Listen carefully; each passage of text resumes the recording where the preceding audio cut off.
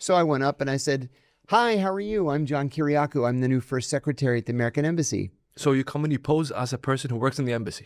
Okay. Or in the military or in the Commerce Department or in some company. It could be anything, anything at all. And this guy says to me, "Buenos dias." Spanish. Yeah, I don't speak Spanish. And he says, "La Embajada de Cuba," from the Cuban embassy. And I said, "Okay, nice to meet you." And I walked away because clearly that wasn't my target. Yeah. So I went to another guy and he was a Russian and we exchanged business cards. And That's all a mock. Yeah, all mock, all for pretend. Yeah. And then I come upon this short guy and I said, "Hi, John Kiriakou from the American Embassy. How are you?" And he says, "Ime aptin Kipro." In Greek, "I'm from Cyprus." And I thought, okay, here's my target that they created for me. I said, "What do you do for a living?" He said, "I work at the port." Okay, I don't care about that. I don't know anything about ports. Yeah. And I said, "Oh, that sounds so interesting," which it didn't. I said, "What do you do at the port?" And he said, "Oh, when the ships come in, I'm in charge of the lading. And then when they go out, I make sure all the paperwork is right." Also not interesting to me. And I said, "That's fascinating. It's so international, things constantly coming in." And I'm just trying to make conversation. Yeah. And he said, "Yes, like for example, tomorrow we have a shipment coming in full of hydrochlorothiazide." I don't know what that is. And I said, "Oh, that sounds so interesting. Would you do me the honor of letting me take you to lunch?" And I gave him my business card, which is exactly what I was supposed to do. So we went to lunch. And I said, "So tell me about this hydrochlorofluoro." So the mock continues. Oh, yeah. It continues for weeks.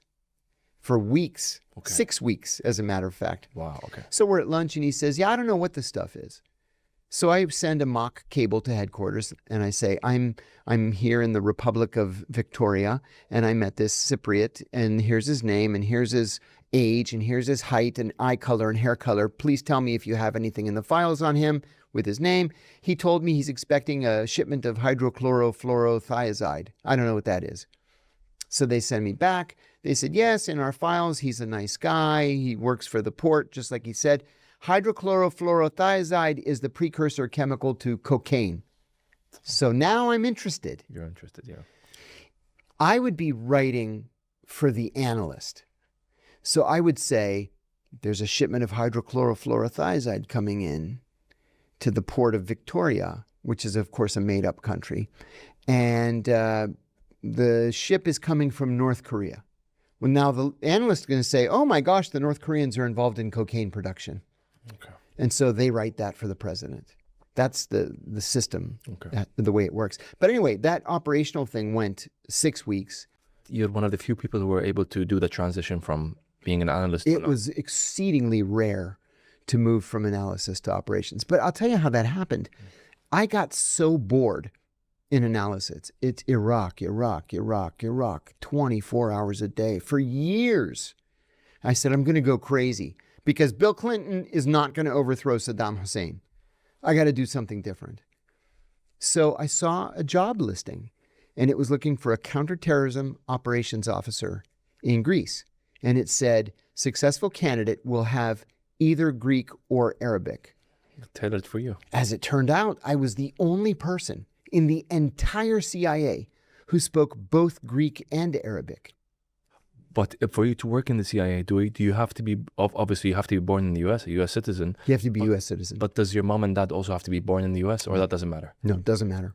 They're going to investigate you just like they investigate everybody. My investigation actually took very long. It was 18 months because not only were many of my relatives still in Greece and Greek citizens, but one cousin of my grandmother was a member of the Politburo of the Greek Communist Party, which caused me no end of trouble. And I never met the man.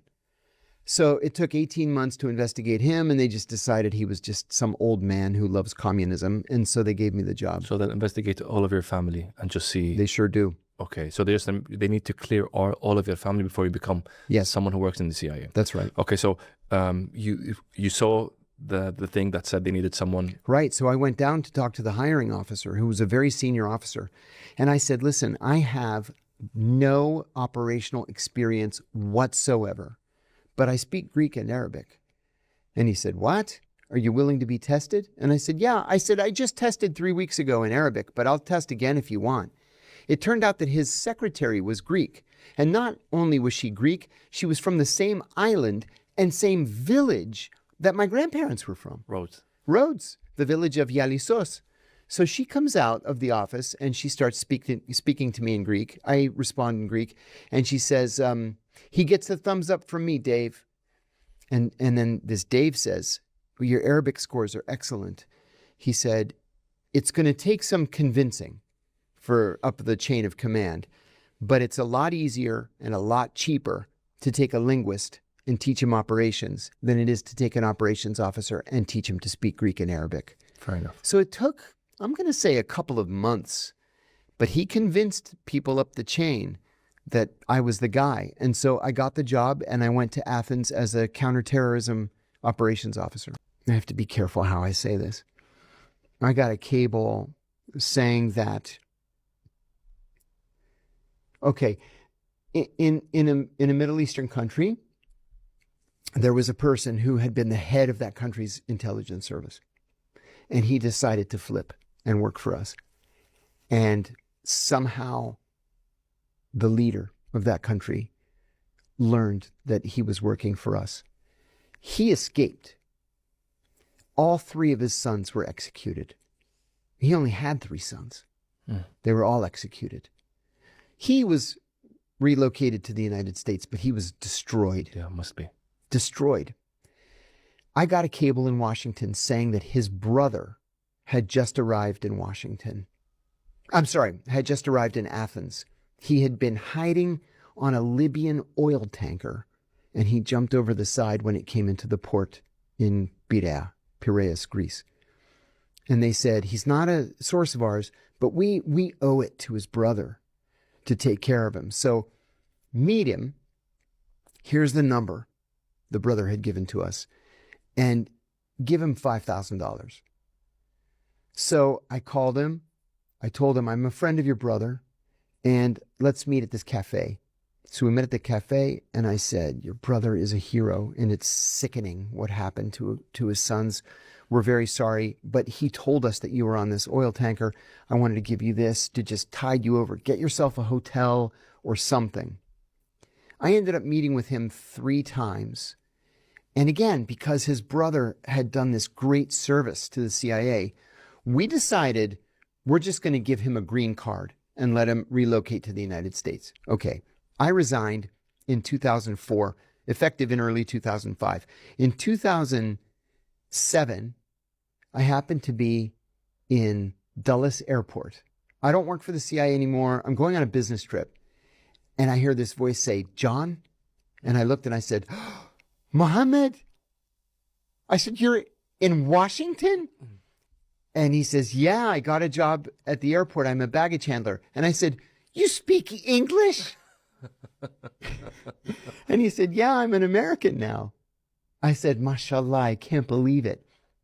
He said, yeah, I got the green card. You helped me out. And it was just so good to see him. I said, how's your brother? And he said, my brother and I don't talk anymore. We had a falling out, but everybody's good. Everybody's healthy. I was so happy to see him. I never saw him again, but I was glad that he landed on his feet. Like, there's not one Muslim in all of Hollywood to tell them, you take your shoes off before you walk into the mosque. Do you think that represents the disconnect between the American culture and the Muslim culture? 100%. People just don't know. I'll tell you what they do know now is they know Dubai. And they think Dubai is the Middle East. And it's like, no, Dubai is New York with better weather. That's it. That's not the Middle East. You got to actually go to the Middle East. You know, this is why I wanted to live and work in the Middle East. I don't know if you've heard me tell this story, but when I was 9 years old, I told my parents that I wanted to be a spy when I grew up. No, I didn't. And they thought that was cute. I was a little kid. They bought me walkie-talkies. My 7-year-old brother and I used to play on the walkie-talkies. And disappearing ink. I could write messages and it would disappear, and then you put it underwater and the message reappears. Very cool. So when I was 16, my father and I were driving down I still remember, we were driving down Old Plank Road past Fraser's Pond. And I said, Dad, I decided that I want to be a spy in the Middle East. And he said, oh my goodness, still with this spy business. You can't be like a dentist or a doctor or something. You have to be a spy. I said, I'm serious. I want to be a spy, but I want to live in the Middle East. And he said, why? We've never been to the Middle East. I said, Dad, I love the culture and the history and the poetry. And I love everything about it. He was upset because he was worried. Yeah. He wasn't really sure what that meant at the end of the day. And so I only applied to George Washington University for 2 reasons.